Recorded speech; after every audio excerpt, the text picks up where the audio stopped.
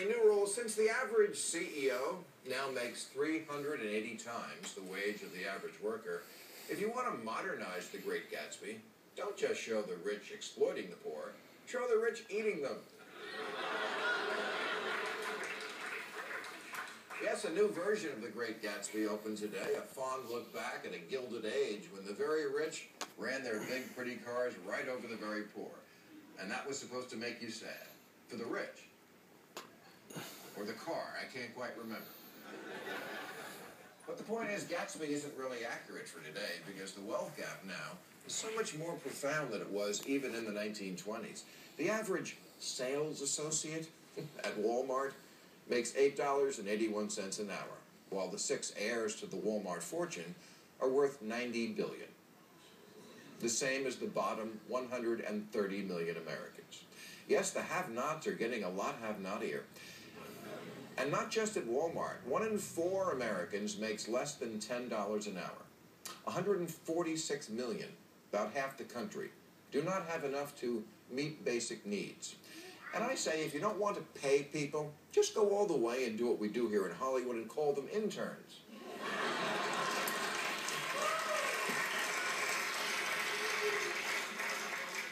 Look at fast food jobs. It used to be they were the extra jobs our kids would do to earn money for gas and weed. So they weren't using up all of mom and dad's.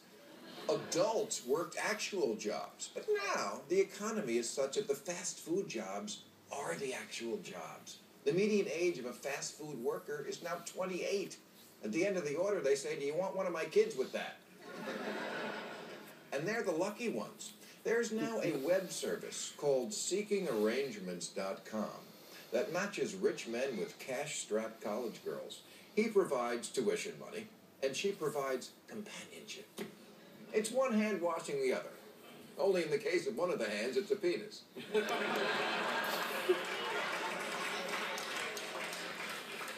Or Google the words McDonald's prostitute, and you'll see stories about women being arrested for offering sex in exchange for a Happy Meal. Google self-surgery, and you'll see people operating on themselves because they have no health care. Families are literally eating cat food. I mean, something is really not right when the kids hear the can opener and start rubbing themselves against your shin. And the older kids, 42% of recent college grads live in the houses they grew up in because they cannot afford rent anywhere else. And it's really creepy when you're a co-ed trolling for a sugar daddy on SeekingArrangements.com and you get an IM from your actual dad downstairs saying, "Damn it, honey, I'm already paying your rent." There was a story recently about a Georgia man whose home was in foreclosure, savings running out. So he called 911, and when the responders arrived, he took them hostage. His demands? Getting his electricity turned back on. Now, I'm not saying that's a smart approach, but squeezing people economically so tight that they go all Django Unchained, that's not smart either. If you're rich, you should be begging the government to redistribute your wealth. Because you know what happens in countries where there's a huge disparity between the rich and the poor? The rich get kidnapped. It happens 72 times a day in Mexico.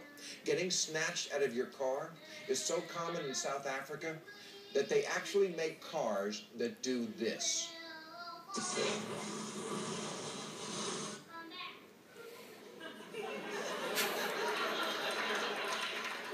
Do you really think your trophy wife is going to empty out the Swiss bank account to save your sorry ass? I'm talking to you, Donald Trump.